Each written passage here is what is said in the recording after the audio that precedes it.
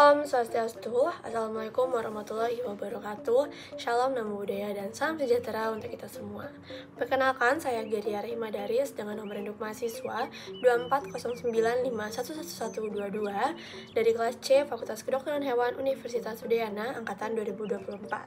Nah, pada kesempatan kali ini saya akan mengulik sedikit mengenai bakteri Campylobacteriosis untuk tugas case-based learning dari ilmu penyakit bakteri dan jamur. Jadi pertama-tama, apa sih Campylobacteriosis itu? Nah, Campylobacteriosis itu merupakan salah satu penyakit zoonosis bakterial utama yang sangat amat penting dalam bidang kedokteran hewan. Penyakit ini disebabkan oleh bakteri Campylobacter species, terutama Campylobacter jejuni dan juga Campylobacter coli yang dikenal sebagai penyebab utama enteritis baik pada hewan maupun juga manusia.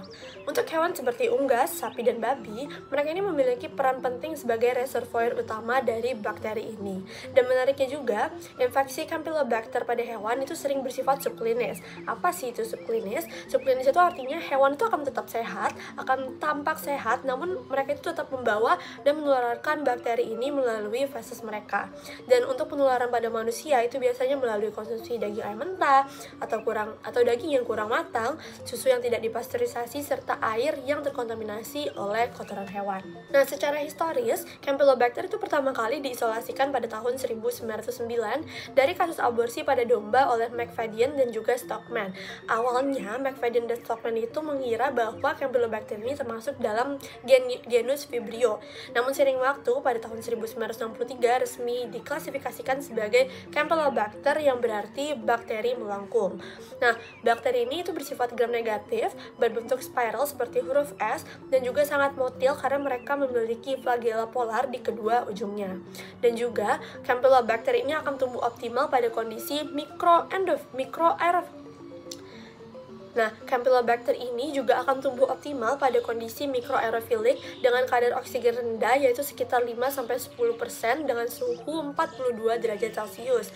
Maka dari itu, Campylobacter ini sangat cocok sekali untuk hidup di saluran pencernaan pada unggas. Di dalam tubuh ayam sendiri, Campylobacter jejuni itu biasanya tidak menimbulkan gejala, tetapi feses unggas yang mengandung bakteri dapat mencemari air, pakan, atau peralatan pengolahan daging jika kebersihan kandang itu tidak dijaga. Untuk infeksi dari Campylobacter sendiri itu akan terjadi setelah bakteri itu tertelan. Nah, Campylobacter jejuni ini bekerja dengan cara menembus lapisan mukus usus dengan bantuan motilitasnya. Lalu, mereka akan menempel pada sel epitel usus melalui protein adesi CADF, dan setelah itu mereka itu akan menginvasi sel dan juga mengeluarkan racun yang disebut dengan CDT atau cytolethal distending toxin. Nah, toksin ini itu akan merusak DNA sel epitel, menghentikan pembelahan sel, dan juga akan menyebabkan apoptosis. Akibat dari itu sendiri adalah lapisan pelindung usus akan rusak dan akan timbul peradangan yang akan memicu diare, demam, dan juga nyeri pada perut.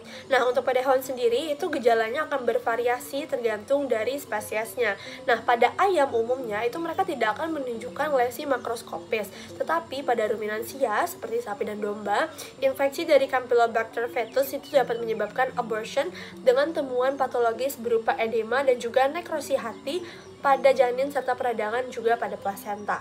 Pada hewan babi, anjing, atau kucing, infeksi ini dapat menimbulkan enteritis dengan hiperemia dan juga erosi pada mukasa usus. Untuk kasus besar yang melibatkan Campylobacter jejuni itu terjadi di India pada tahun 2025 kemarin. Tepatnya di wilayah Pune, Maharashtra, lebih dari 200 orang dilaporkan mengalami kelemahan otot dan kelumpuhan akibat penyakit autoimun yang disebut dengan GBS atau Guillain-Barré syndrome. Nah, hasil dari pemeriksaan laboratorium itu menunjukkan bahwa sekitar 20-30% pasien GBS itu memiliki riwayat infeksi dari Campylobacter jejuni. Untuk penularan sendiri itu diduga berasal dari makanan dan air yang telah terkontaminasi limbah peternakan unggas, di mana kondisi sanitasi lingkungan yang buruk itu akan semakin mempercepat penyebaran bakteri dari hewan ke manusia. Untuk hubungan antara Campylobacter jejuni dan GBS yang barusan terjadi kemarin itu terjadi melalui mekanisme yang disebut dengan molecular mimicry, di mana dinding sel bakteri yang mengandung LOS atau lipo-oligosakarida strukturnya itu menyerupai gangliosida pada sel saraf manusia. Dan ketika sistem imun itu membentuk antibodi untuk melawan bakteri, antibodi tersebut juga akan menyerang saraf perifer karena mereka itu tidak bisa membedakan keduanya. Dan reaksi dari autoimun ini akan menyebabkan peradangan dan kerusakan mielin yang akan menghambat impuls saraf sehingga timbul gejala seperti kelemahan otot, refleks yang menurun, dan juga kelumpuhan yang khas pada Guillain-Barré syndrome tadi. Dari perspektif veteriner sendiri, kasus di India kemarin tuh menegaskan pentingnya peran dokter hewan dalam mengendalikan penyebaran penyakit zoonosis. Karena pengendalian dari Campylobacter ini dimulai dari tingkat peternakan yang melalui penerapan biosecurity yang ketat, meliputi pembatasan akses orang dan kendaraan, dan juga sistem pemeliharaan all in dan all out serta kebersihan kandang dan juga air minum. Dan dalam pengolahan daging itu juga perlu dilakukan pemeriksaan oleh dokter hewan di rumah potong, penyimpanan pada suhu rendah, dan juga pencegahan kontaminasi silang yang terjadi. Dan pada hewan yang terinfeksi, pengobatannya itu bersifat suportif untuk mencegah dehidrasi akibat diare. Dan antibiotik seperti erythromycin atau tetracycline itu dapat digunakan pada kasus berat, namun uji sensitivitas juga harus dilakukan terlebih dahulu karena resistensi dari Campylobacter species ini cukup tinggi. Dan pada sapi dan domba yang sudah mengalami aborsi, pengendalian populasi dan vaksinasi sebelum musim kawin itu menjadi langkah penting untuk mencegah penyebaran dari infeksi.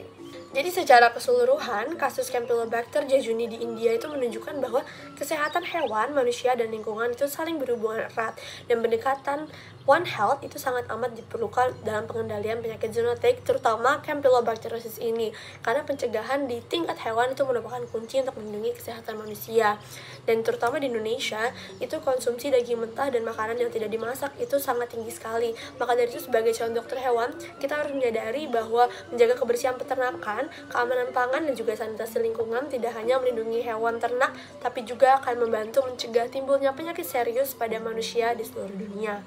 Maka dari itu, saya Gede Rahmadari, pamit undur diri. Sekian penjelasan mengenai Campylobacteriosis untuk case-based learning IPBJ dari saya. Mohon maaf atas segala kesalahan dan kekurangan yang saya sampaikan pada video ini. Terima kasih atas perhatiannya. Saya ucapkan Parama Shanti, Om Shanti Shanti Shanti Om. Wassalamualaikum warahmatullahi wabarakatuh. Shalom, nama budaya, dan salam sejahtera untuk kita semua.